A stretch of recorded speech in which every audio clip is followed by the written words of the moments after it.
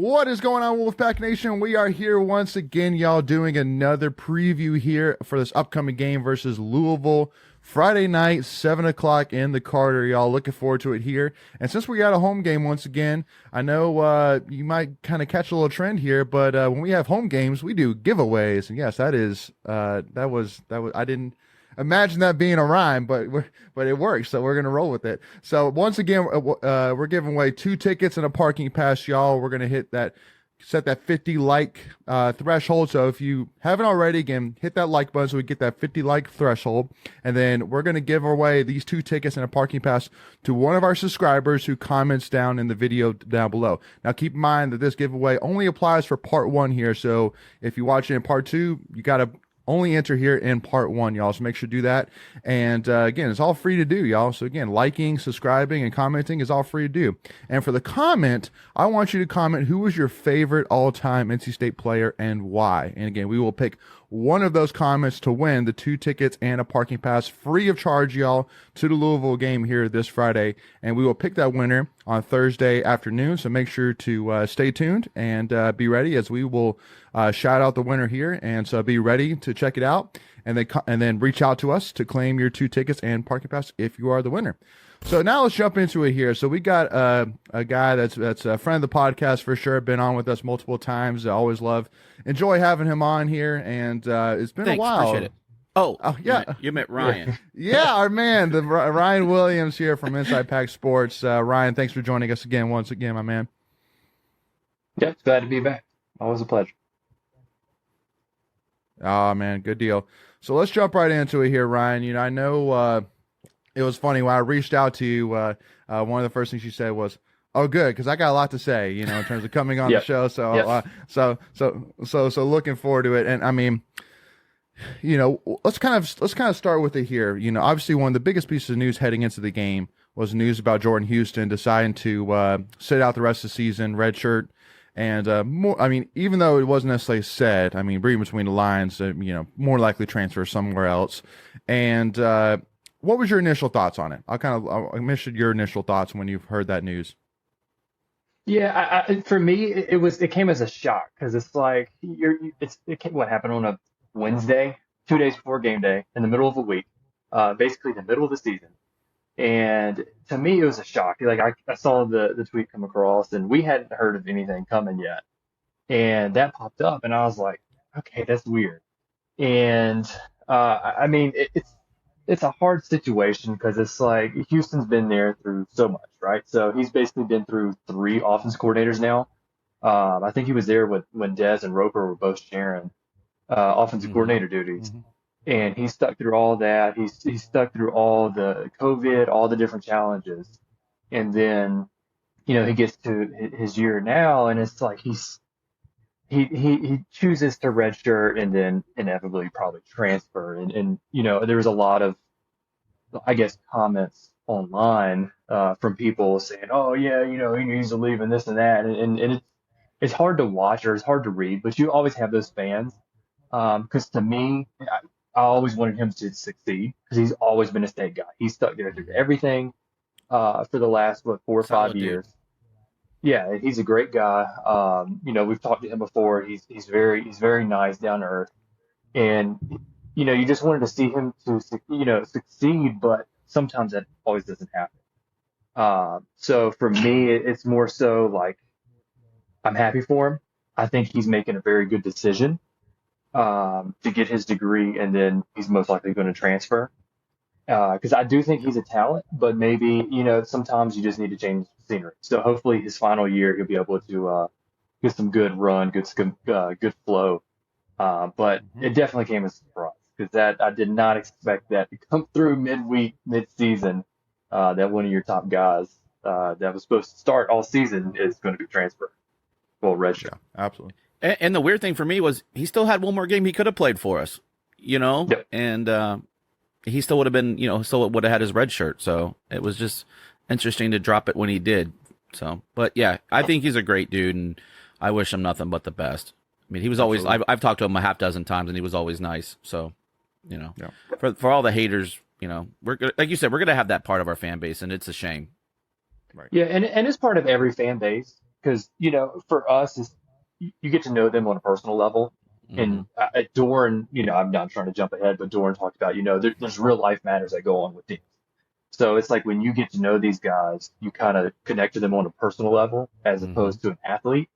And you kind of realize that, sometimes they got to do what's best for them. And they sacrifice so much for the school. And just unfortunately, sometimes it doesn't work out. Yep. Yeah, Yep. It's a great point. absolutely. And so, kind of talking about, now seeing the first game without Jordan Houston, you got obviously Brandon Armstrong with 6 attempts. Michael Allen led the backfield with 10 attempts for 36 yards or 3.6 yards average.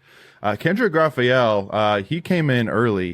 He had 4 snaps total, 3 rushing attempts for 19 yards, so 6.3 yards per rushing attempt. So very solid. And I mean, I think that, that combined with what you saw against VMI, you were very excited about him. And so to, get the news that he got injured definitely hurts, especially since, just like we were already talking about, since Houston decided to redshirt the rest of the season. But, I think the biggest thing that we're honestly gonna hurt from losing him the most is the pass protection. And I know that was one thing versus Virginia that I think took a huge step back. Maybe a combination between not having Dylan McMahon combined with not having Jordan Houston was that there was a lot more pressure on Brandon Armstrong this game compared to even Notre Dame and VMI. So, just kind of my 2 cents there. And I mean, like, because pass blocking wise, actually, Delbert Mims actually got a pretty great pass blocking grade. But then Michael Allen was at a 27 grade out of 100. So, like, he was piss poor. And he had 21 pass snaps and had 6 blocks and only connected on 28% of them. So definitely got to figure that out. That's definitely going to be something tough to handle. So I mean, kind of give me your thoughts, Ryan, on what you saw from the backfield. Just didn't seem like a lot of explosiveness in the running game. But I mean, I still feel like that there's a reason why that Jordan Houston transferred. I think the biggest reason was because they saw some great things in Michael Allen, but they also believe in the future of Kendrick Raphael. Would you agree with that synopsis? Yeah. I think when Raphael jumped over 2 dudes, I kind of think that solidified him, to get playing time. And I like Kendrick because he's a north and south guy. He's just going to get down the line. He's not going to go east to west. He's going to hit the hole and just go down, you know, down the field. Um, he, of course, before he got hurt, he was doing that. And I think Michael Allen is a great running back, but a lot in the Virginia game, he was going side to side. And when he attacks up the field, he's dangerous. Like he's a great running back, great balance, great vision. But I think Raphael, he's more of a downhill guy. I think he plays bigger than he actually is, but at the same time, he has great balance. And then Mims, he's just going to be your goal line, your short Bowling yardage ball. package guy. Yeah, like a Reggie Gillespie, basically. Hmm. Yeah. But I think blocking wise, I think the offensive line was good. I think there were holes there, uh, but it seemed like in the second half, Virginia really collapsed the box. They brought guys in, and the state wasn't able to run it. I mean, I remember in the first half, I tweeted, I was like, keep running the ball because you were getting 4, 5, 6 yards a pop, and it's like, just keep doing that. 4 yards a play, you're going to score a touchdown. Yeah. And I think Virginia just kind of condensed the box and took away that run game, and then just forced us to pass after that. Uh, Hmm. but I mean, it's tough because you lose Houston, and then you basically lose Kendrick in the same game, and now you're down to 2 running backs. Hmm. So it's tough. Yeah, but it's the realities. So. Yeah. So kind of talking a little bit, about the run blocking, actually Kevin Concepcion, which we're going to talk about here in a little bit for sure. I mean, I think he's, I mean, he's the guy plastered all over the front pages of every NC State, journal or newspaper, whatever you want to Media. call it, Yeah. but Yeah. media, you want to call it. But, you know, kind of give me thoughts here. I mean, like, I think that with, Dylan McMahon being gone, this was kind of the first, kind of taste of, all right, what would life be like if one of our guys went down, because I mean, up to this point, up to through VMI, you really hadn't lost anybody, knock on wood, which is, a good thing. But now, like, because one of the biggest questions with the offensive line was not necessarily the starting five, it was more of the depth. And I mean, I think you've seen a lot of different guys go in. Like Anthony Carter, Jacarius Peak. Trying to look through here. You obviously got Tim McKay, Anthony Bell, and Lyndon Cooper, who actually had a solid rating per PFF. So solid there. But I mean, the one question which I wanted to ask you is, do you think that part of Brennan's issues maybe is the trust he has in the offensive line? Like, do you think that it's kind of taking him time to kind of grow that trust through game reps?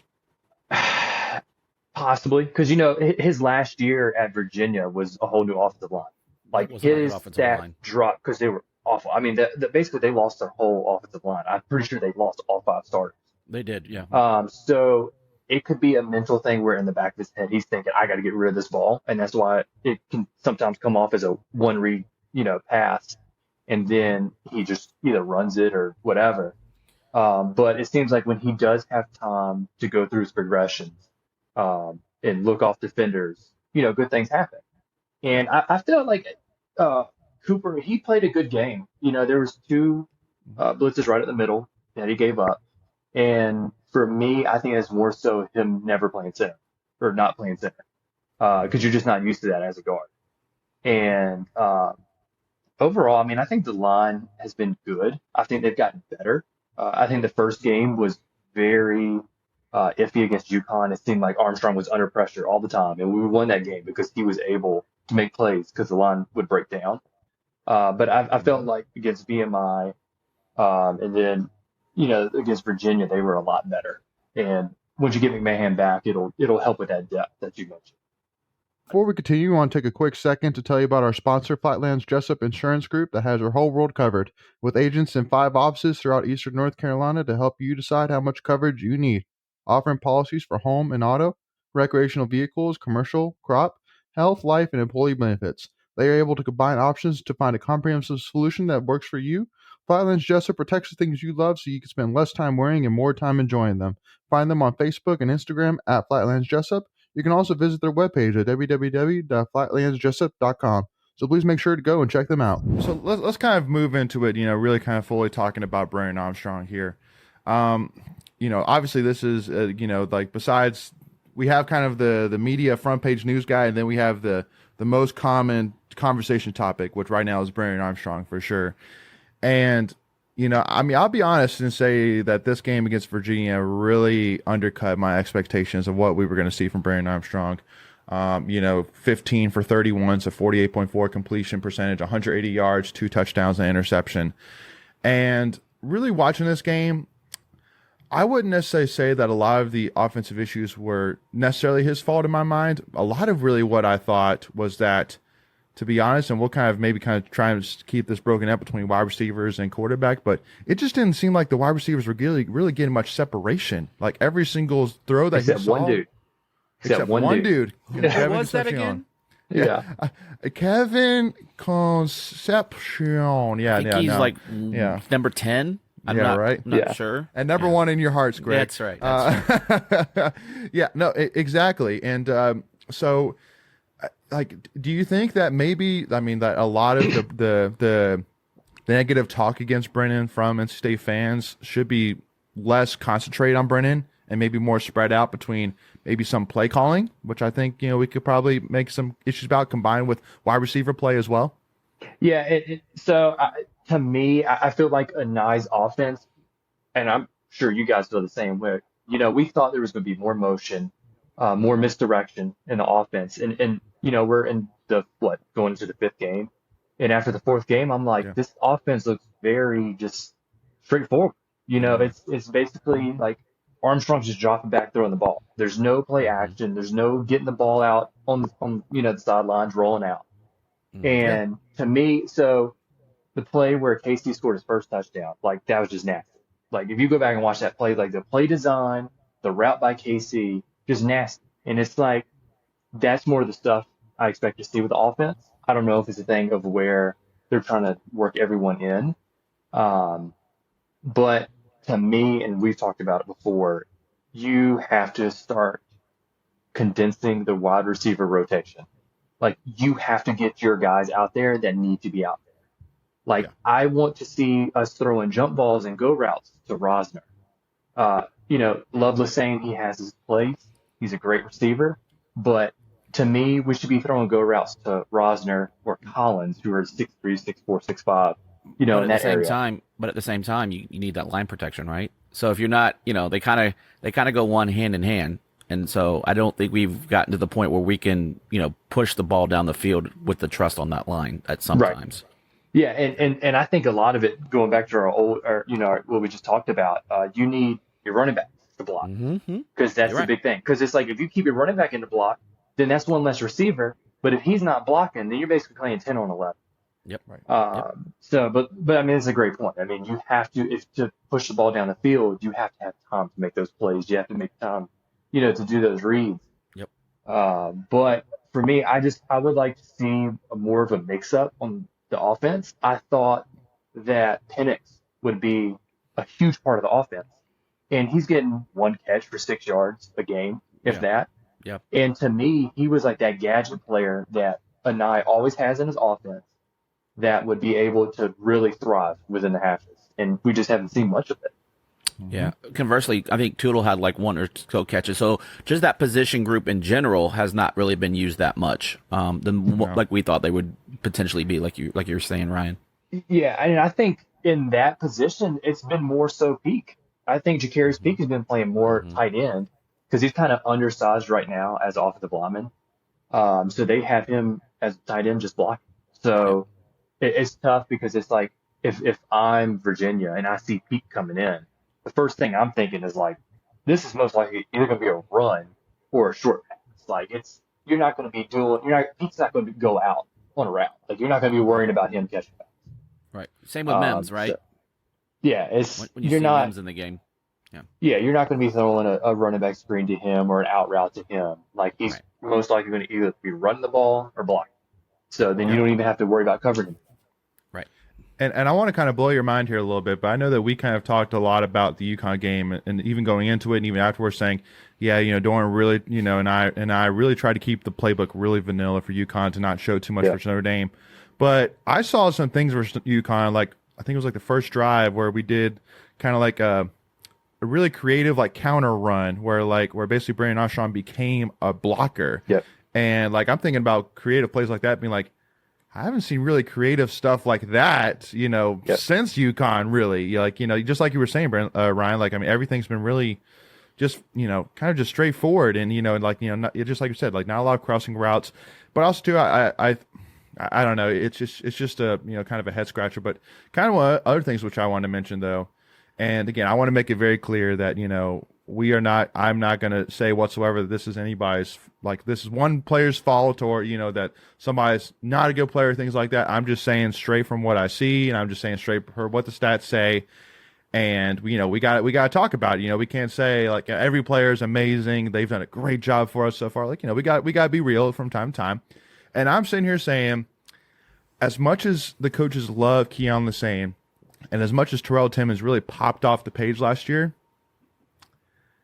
like Keon Lesane, Where like are you? Again, Keon Lesane right now has a 47% reception percentage. Like, of the targets that are thrown to him, he catches 47% of them. And secondly, kind of, looking here as well is, I mean, he's gotten 17 targets. He has the second most targets on the team. And also as well, in terms of receiver grade, he actually is ninth. And I mean, behind guys like Trent Penix, Javonte Vereen, Julian Gray, Michael Allen, you name it. And also too, I remember one play specifically, which I was frustrated by, where we kind of ran a, kind of like a, quick pass out, and you basically have Keon Lesane versus the cornerback one-on-one. And then Keon Lesane is not able to shake that corner. But literally, I mean, to me, it was a great play call. Why? Because literally, if Keon could beat that one guy, there was nobody within 15 yards of him. Like, he would have gotten, a lot of yards out of it. So I'm just sitting here saying, like, I love Keon, like, I love Terrell, but just they have not been effective at all, man. So I mean, like, maybe it kind of reminds me. It kind of reminds me of Devin Carter last year. He had flashes here and there of catches, but it wasn't like a dominant season like we fully expected from him. Like, we were like, Right. okay, he's going to be a guy. He He's been here. He's going to know the offense, or at least be able to, let's say the defense take on the offense. But they're both kind of a leader. And then the season comes, you're in like, what's going on? So, but to me, if Lassane is your guy and you're a Nye, you find ways to get him the ball if he's a playmaker, right? So I think it must have been, I think it was his first game against UConn or against Notre Dame. Like we ran reverses to him, at least get him the ball, try to get him to make plays. But like you said, it's for me not seeing Timmons do anything. I'm like, this is weird because it's like last year MJ was just throwing him up the ball and the dude was just making crazy catches. Yeah, he like, balled out in the Duke's Mayo Bowl. Yeah, like he was doing everything. And then against Virginia, I think he had maybe one catch. I think it was. Well, he did. In fairness, he got his head taken off. Yeah, it was kind of cheap. But yeah, and then after he came back, I think it was like a 9-yard out route. And like the route he ran, they showed the replay, and I'm like, it was nasty. So I'm like, our receivers not getting open? Is Armstrong not seeing them? Like, what's going on here? Yeah. Yeah, no, and to me, it just kind of is one of those questions, especially too because like going to the season, like I know that when we did the Murphy Center tour with Savage Wolves, that like one of the questions I was asked was like, who's going to be the breakout on each side? And Julian Gray was in the room, and he was like very like vocal, being like, oh, this guy, like me, like watch me, like watch it happen. And I mean, I think that with Julian Gray, it's just, to me, it's frustrating because we have this true freshman who's only played 4 games of college football, and he is running circles around every other wide receiver on our roster. And then again, that's not a dig, that's just facts. Again, I mean, like he has 33 targets, twice as much as any other wide receiver targets wise.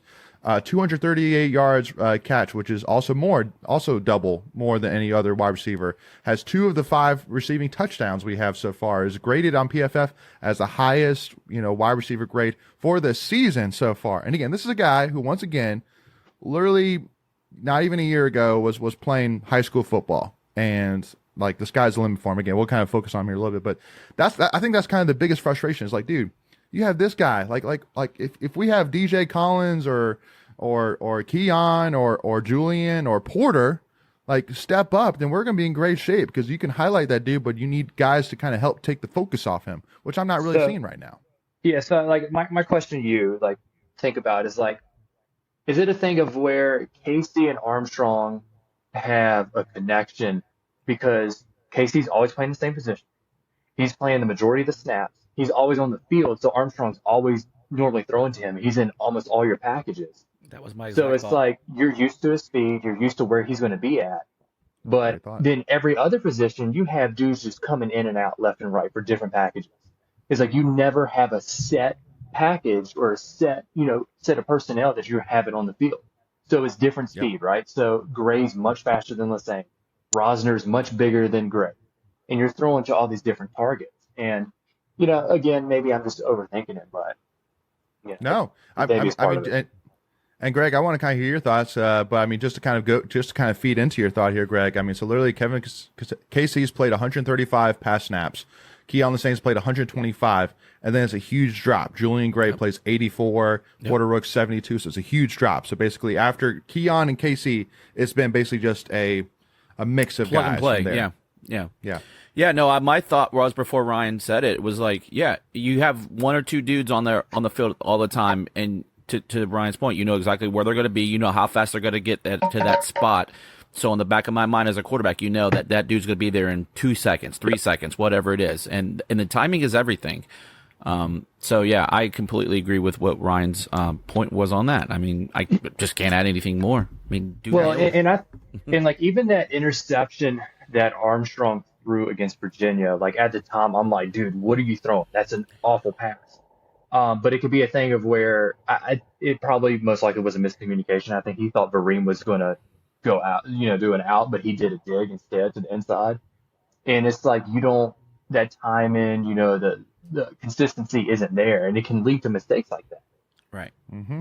Yeah. I mean, the naked eye, I mean, we as fans don't know what the actual play call was, to your point, right? And so with looking at first, he's like, dude, he stared him right down and threw it right to the defender. But to that point, I mean, 1 in or 1 out, makes every bit of difference. And unfortunately, the dude was right there to make the catch on the UVA side.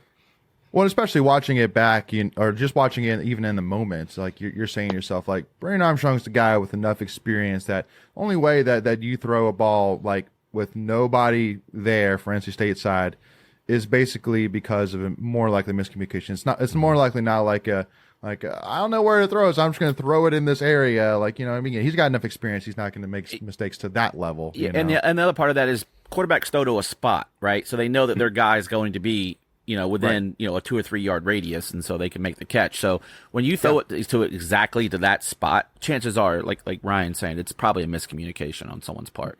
Well, like that first drive, the 3rd down where, Virginia brought all out blitz and Armstrong threw it and it looked like it was short. So a lot of fans around me saying, like, man, like, he didn't have the arm strength to get it there. And it's like, no, I think it was Keon. He slipped. And so like, if he didn't slip, he would have been there. And then he probably would have scored a touchdown, honestly, because literally he had a wide receiver and then only one defensive back over there. So he would have scored a touchdown. So again, so I think that we're under the same consensus. It's definitely not all focused on Brandon here, but I do want to ask some questions here about some other weapons that we talked about a lot preseason, but have not talked a lot about since.